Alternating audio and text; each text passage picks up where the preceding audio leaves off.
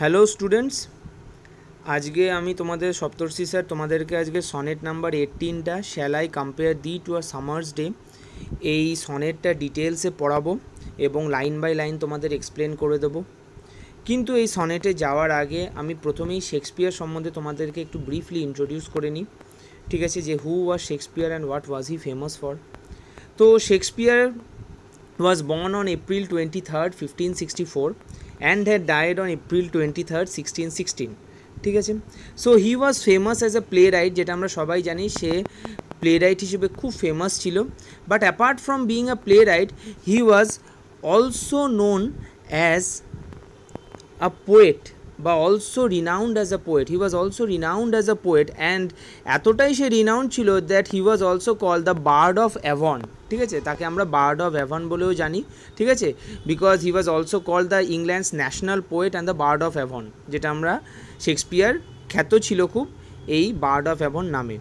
ঠিক আছে, so his poems ঠিক আছে are filled with romantic elements and also they have a tinge of love and passion। তার পোয়েমসের মধ্যে আমরা লাভ অ্যান্ড প্যাশনটাকে খুব ভালো পরিমাণে পাই এবং শুধু তাই নয়, they have or they express rather a profound knowledge on human behaviour, human life and human condition. তার সনেটসগুলো খুব একটা গভীর বা ডিপ আইডিয়া দেয় আমাদের বা নলেজ দেয় আমাদের কিসের ব্যাপারে, না human behaviour, human life and human conditions. ঠিক আছে, শুধু তাই নয়, এই সনেটসের মাধ্যমে আমরা আরেকটা জিনিসও খুব ভালো করে বুঝতে পারি যে Shakespeare also had a profound knowledge of humanity. ঠিক আছে, তার হিউম্যানিটি সম্বন্ধে একটা খুব গভীর নলেজও ছিল এবং our heart is filled with passion when we once read his sonnets. যখন আমরা তার সনেটসগুলো পড়ি তখন আমাদের হার্ট প্যাশনে ফিল্ড হয়ে যায়। এরপর আসি আমি একটা ব্রিফ ইন্ট্রোডাকশানে যে শেক্সপিয়ারের সনেটসগুলো। ঠিক আছে, তো Shakespeare wrote 154 sonnets in total 154টা সে সনেট লিখেছিল, যার মধ্যে আমরা 1 থেকে 126কে আমরা ফেয়ার ইউথ সনেটস বলে থাকি এবং বাকি যেটা আছে সেটাকে আমরা ডার্ক লেডি সনেটস বলে থাকি। ঠিক আছে, তো এটা একটা হচ্ছে ইলাবোরেট একটা ডিভিশন। ঠিক আছে, এছাড়াও অনেক ডিভিশনস আছে শেক্সপিয়ারের সনেটসের। ঠিক আছে, যেটা তোমাদের জন্য এখন অতটা পরিমাণে প্রয়োজনীয় নয়। ঠিক আছে, বেসিক ডিভিশনসটা হচ্ছে 1 থেকে 126 অবধি ফেয়ার ইউথ সনেটস এবং বাকিটা ডার্ক লেডি সনেটস আমরা বলে থাকি।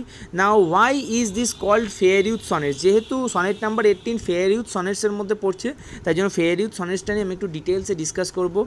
Probably this sonnets were address to a youth. ঠিক আছে, or address to a rather boy. ঠিক আছে, বা ধরো আমরা বলতে পারি আ ইউথ, যার ইনিশিয়ালসগুলো আমরা জানতে পারি WH। ঠিক আছে, যার ইনিশিয়ালসগুলোর নামের WH। তো probably this sonnets were address to a person whose initial started with WH। Now there was an apprehension that Shakespeare might be addressing a man। ঠিক আছে, এবং শুধু তাই নয়, 3টে এরকম যোগ্য মানুষকে ধরা হচ্ছিল যাদেরকে হয়তো প্রবাবলি শেক্সপিয়ার অ্যাড্রেস করে থাকতে পারে। ঠিক আছে, so there were 3 probabilities or rather possibilities of Shakespeare addressing either of these 3 persons while writing his sonnets। ঠিক আছে, তো আমরা এই সনেট নাম্বার 18টা যেটা পড়বো সেটা probably was address to the Earl of Southampton who was his patron. ঠিক আছে, এই যে আমরা যেটা সনেট নাম্বার 18টা পড়বো বা যেটা মেনলি কনজেংচার করা হচ্ছে যে this sonnet was probably address to mister WH who was probably the Earl of Southampton who was his patron. ঠিক আছে, so in this sonnet we will learn how Shakespeare praises the beauty of his beloved and how Shakespeare compares the beauty of his beloved to a summer's day। ঠিক আছে, এই পোয়েমে বা এই সনেটের আদার আমরা পড়ব যে শেক্সপিয়ার কিভাবে তার বিলাভেডের বিউটিটাকে এই সামার ডের সঙ্গে কম্পেয়ার করছে এবং how does the beloved's beauty surpass the beauty of a summer's day. ঠিক আছে, তো দেখো ফার্স্টেই দেখো আমরা দেখতে পাচ্ছি দিস পোয়েম কন্টেন্স 4 স্ট্যান্জাস। তার মধ্যে 3টে যে স্ট্যান্জা আছে, the first stanzas have 4 lines and the লাস্টটাতে 2টো লাইন আছে। তো এই ডিভিশনটাকে আমরা বলি 3 কোয়াট্রেন্স অ্যান্ড আ কাপলেট। আমরা জানি সনেটকে আমরা চতুর্দশপদী কবিতাও বলে থাকি।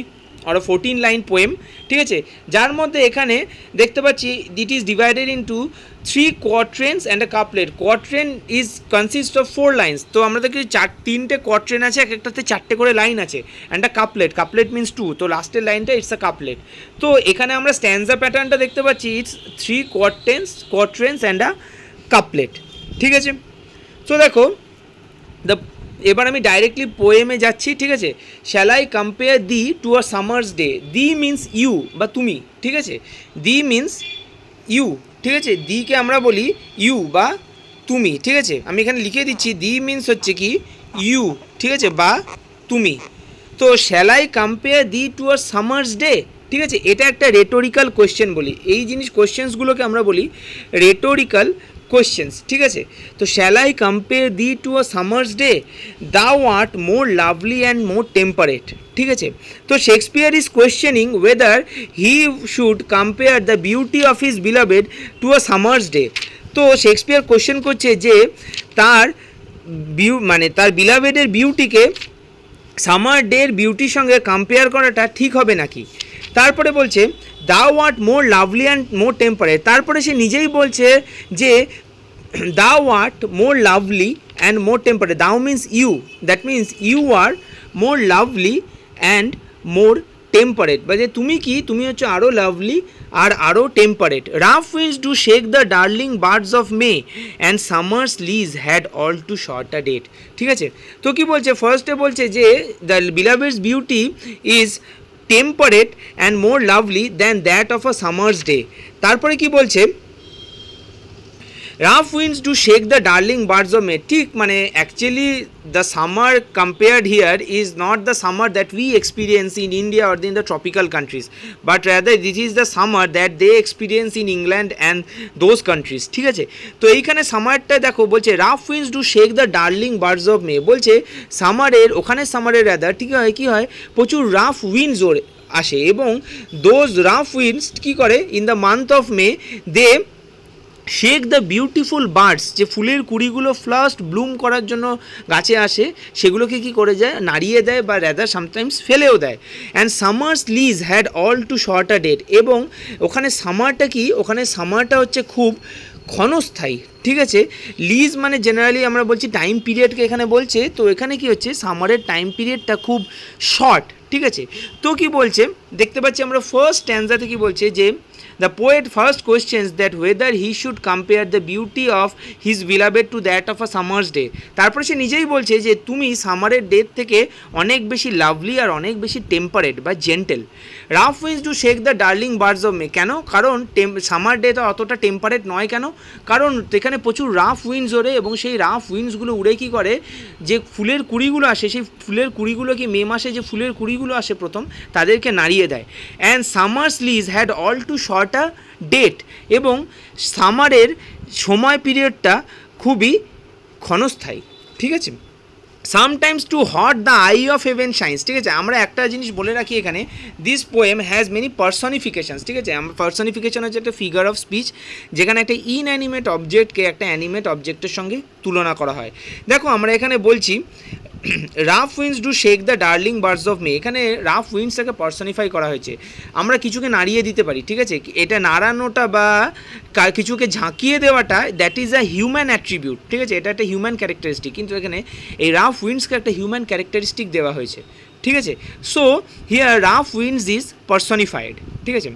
দেখো sometimes too hot the eye of heaven shines, দেখো এখানে আবার একটা পার্সনিফিকেশান, সূর্যকে এখানে আমরা আই অফ হেভেন বলছি, ঠিক যেমন যেমন আমাদের চোখে মণি থাকে বা আমাদের চোখে জ্যোতি থাকে, এখানে যেন সেই সূর্যটাও যেন সেই হেভেন বা ধরো স্কাইয়ের আমরা বলতে পারি বা স্বর্গের আমরা বলতে পারি একটা চোখ হিসেবে কাজ করছে, ঠিক আছে। এবং সেই চোখটা মাঝে মাঝে অনেকটা হট হয়ে উঠছে, মানে কি সূর্যটা সামারে খুব তাপ বেশি উত্তপ্ত হয়ে ওঠে এবং তাপ বেশি রেডিয়েট করে, ঠিক আছে। And often his gold complexion deemed, এবং মাঝে মাঝে আমরা দেখতে পাই যে তার গোল্ড কমপ্লেকশানটা বা সানের যে গোল্ড কমপ্লেকশানটা আছে সেটা ডিমড হয়ে গেছে, সেটা কমে গেছে। কিসের জন্য ডিমড হয়ে গেছে, ক্লাউডসের জন্যই জেনারেলি ডিমড হয় বা কমে যায়। এখানে দেখো আরেকটা আমরা পার্সনিফিকেশন পাচ্ছি, কমপ্লেকশন জেনারেলি হিউম্যান বিংসের হয়, গায়ের রং যেটা আমরা বলি, এখানে সানটাকে পার্সনিফাই করে তাকে কমপ্লেকশন দেওয়া হয়েছে। And every fair from fair sometimes declines, এবং প্রত্যেকটা সুন্দর জিনিস এবং প্রত্যেকটা ভালো জিনিসই কী হয়, আস্তে আস্তে আস্তে আস্তে তার সৌন্দর্যটা একটু একটু করে কমতে থাকে, ডিক্লাইন করতে থাকে। By chance or nature's changing course untrimmed, either by chance বা নেচারের চেঞ্জিং কোর্স, মানে সময় যত অতিবাহিত হয় তত কি হচ্ছে, বিউটিটা আস্তে আস্তে কি হয় না, কমতে থাকে। মানে we are under the omnipotent time, আমরা যেন সর্বশক্তিমান সময়ের কাছে আলটিমেটলি নতি স্বীকার করে দিই। এবং নেচারের যে চেঞ্জিং কোর্স থাকে, নেচারের যে সময় অতিবাহিত হতে থাকে, তার জন্য আমাদের কি হচ্ছে, আস্তে আস্তে ইউথ বা বিউটি বা ফেয়ারনেসটা আস্তে আস্তে কমতে থাকে, ঠিক যেমন সব জিনিসের, ঠিক আছে। But thy eternal summer shall not fade, কিন্তু বলছে তোমার বিউটি বা বিলাভেডের বিউটি, দাই মানে ইয়োর, তোমার বিউটি বা তোমার সামার হচ্ছে ইটার্নাল, মানে তোমার বিউটি হচ্ছে চিরস্থায়ী, তোমার বিউটি কখনো ফেড করে যাবে না। Not lose possession of that fair the West, West মানে হচ্ছে ইউ ওন, যেটা তোমার, তোমার যে ফেয়ার, যে তোমার যে সুন্দর বিউটি বা তোমার যে চার্ম, সেই চার্ম কখনো তোমার কমে যাবে না। Not death shall brag the wanderest in is shade, এবং মৃত্যু তোমাকে কখনো কাছে, নিজের কাছে টেনে নিয়ে যেতে পারবে না। Death cannot brag, death cannot boast, death cannot proudly say that it has taken you in its grip, বা এ তোমাকে নিজের কাছে নিয়ে চলে গেছে, ঠিক আছে। When in eternal lines to time thou growest, so long as men can breathe or eyes can see, so long lives this and lives this gives lives to thee. লাস্টে শেক্সপিয়ার কি বলছে, লাস্টে শেক্সপিয়ার একটা conclusive ending দিচ্ছে যে যদিও the season of summer is short lived, the season of summer খুব ক্ষণস্থায়ী হয়, কিন্তু তোমার বিউটি বা তুমি কখনো ক্ষণস্থায়ী হবে না, তোমার বিউটি বা তুমি চিরস্থায়ী হবে। কিসে চিরস্থায়ী হবে, কিসে চিরস্থায়ী হবে, যতদিন না মানুষ বেঁচে থাকবে এবং যতদিন মানুষ নিঃশ্বাস নেবে, মানে until humanity exist on this earth, বা until human beings exist on this earth, ততদিন তুমি বেঁচে থাকবে। কিসের মাধ্যমে বেঁচে থাকবে না, আমার কবিতার লাইনের মাধ্যমে বেঁচে থাকবে। I will make you immortal through the eternal lines of my poetry, ঠিক যেটা আমরা এখন হয়েছে। দেখো একটা জিনিস তোমরা যদি একটু গভীরভাবে ভেবে দেখো, শেক্সপিয়ারের ইউথের ব্যাপারে কিন্তু আমরা তার পোয়েমের মাধ্যমেই জানছি বা তার সনেটের মাধ্যমেই জানছি। সেও মরে গেছে, হয়তো ইউথও মরে গেছে, কিন্তু তার বিউটিটা কত সুন্দর ছিল সেটা শেক্সপিয়ার তার কবিতার মাধ্যমে মেনশন করে গেছে, এবং সেই জিনিসটাই কী হচ্ছে আমরা এখানে পড়ছি। সো দেখো ultimately the aim of Shakespeare is fulfilled or is fruitful. কেন? Because he has successfully eternalised his beloved through the lines of this poetry, কারণ সে মরে গেছে, তার বিলাভেডও মরে গেছে, কিন্তু আমরা কিন্তু এইটা এখনও পড়ছি এবং আমরা তার বিউটিটার ব্যাপারে জানতে পারছি। কোথা থেকে জানতে পারছি না, এই পোয়েমের মাধ্যমে জানতে পারছি, ঠিক আছে। তার মানে আমরা কি বুঝতে পারছি, দো নেচার্স বা দো নেচার্স সামটাইমস, কি বলবো এখানে, মানে the beauty of the beloved is so much eternal, বা এতটাই ইটার্নালাইজড হয়ে গেছে শেক্সপিয়ারের পোয়েমের মাধ্যমে যে এত বছর পরেও, বা ধরো আমাদের পরের জেনারেশনও হয়তো সেই জিনিসটা পড়বে। তার মানে দেখো সামার্স বিউটি ইজ এফিমেরাল, ঠিক আছে, এখানে সামারের বিউটি হচ্ছে এফিমেরাল, ঠিক আছে, ইমপারমানেন্ট, টেম্পোরারি, ক্ষণস্থায়ী, but the beauty of the beloved is permanent and that is made permanent through the lines of Shakespeare, ঠিক আছে, or through the pen of Shakespeare. That's all. Hopefully you have understood the poem. If you still face any doubt, do let me know. Thank you very much.